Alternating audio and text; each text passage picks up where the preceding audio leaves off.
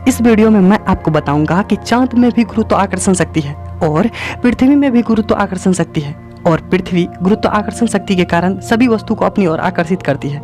उसी प्रकार चांद को भी अपनी ओर आकर्षित करती है।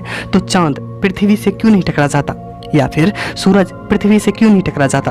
और सभी ग्रह के पास तो गुरुत्वाकर्षण शक्ति होती है, तो सभी ग्रह आपस में क्यों नहीं टकरा जाते? हो सकता है आप पहले सोच रहे होंगे कि पृथ्वी में भी साउथ पोल और नॉर्थ पोल होता है और चुंबक में भी साउथ पोल और नॉर्थ पोल होता है। जिस प्रकार चुंबक S और S में आकर्षण तथा S और M में विकर्षण करता है, उसी प्रकार हमारी पृथ्वी में भी होता होगा? जी बिल्कुल नहीं। तो क्या होता है, चलिए हम इनको अच्छे से समझाने की कोशिश करते हैं। इनको समझाने से पहले ही आपको समझा चुके हैं कि किस प्रकार हमारी पृथ्वी फुटबॉल के आकार का गोल है और हम लोग इस गोले के ऊपर रहते हैं और गुरुत्वाकर्षण के कारण पृथ्वी हमें खींच कर रखती है। पृथ्वी की अंदर की संरचना कुछ इस प्रकार से है। उसके बाद हमने यह भी बताया कि सभी ग्रह सूर्य के चारों ओर चक्कर लगाते हैं, साथ में हमारी पृथ्वी भी सूर्य का ऑर्बिट करते हैं। जिस प्रकार हमारी पृथ्वी सूर्य का चक्कर लगाते हैं, उसी प्रकार चांद हमारी पृथ्वी का चक्कर लगाते हैं और इन्हीं चक्कर लगाने की वजह से ग्रह आपस में नहीं टकराते। पर कैसे? चलिए हम आपको एक एनिमेशन के उदाहरण से समझाते हैं। यह है हमारी पृथ्वी। इनके ऊपर हम बहुत बड़ा गन लगा देते हैं जो कि सैटेलाइट फायर करती है और नीचे के यह लाइन गन के पावर को दर्शाती है और अभी हमारे गन के पावर लो है। अगर अब हम लो पावर से गन फायर करते हैं तो सैटेलाइट थोड़ी ही दूर में जाकर गिर जाती है। अगर हम गन के पावर को थोड़ा और बढ़ा दें तो सैटेलाइट थोड़ा और दूर जाकर गिर जाती है।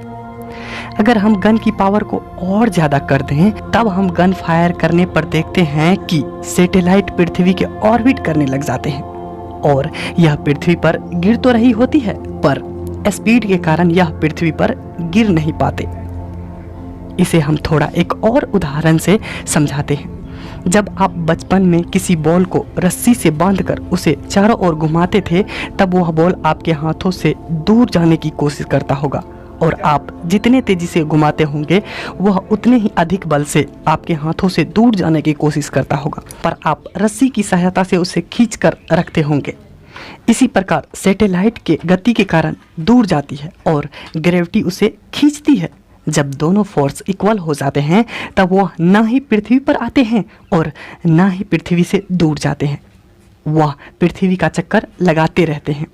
और इसी प्रकार हमारा चांद भी पृथ्वी के चक्कर लगाते रहते हैं और वह पृथ्वी पर नहीं गिरते। और हमारे बहुत सारे कार्यों के लिए जो मनुष्यों द्वारा आर्टिफिशियल सैटेलाइट अंतरिक्ष में छोड़े गए हैं, वह भी इसी प्रकार पृथ्वी के ऊपर से पृथ्वी का चक्कर लगाते रहते हैं और वह पृथ्वी पर नहीं गिरते। जैसे अंतरिक्ष में दूर तक देखने के लिए हबल टेलीस्कोप आर्टिफिशियल सैटेलाइट। और एक बात, गन वाला एक्सपेरिमेंट वायुमंडल के बाहर किया गया था, ना कि अंदर। नहीं तो वायु में घर्षण के कारण उसकी गति में कमी आ जाती और वह फिर से पृथ्वी पर गिर जाते। और अगर हम बहुत ही अधिक बल से गन फायर करेंगे तो वह पृथ्वी के ग्रेविटेशनल फोर्स को छोड़कर अंतरिक्ष में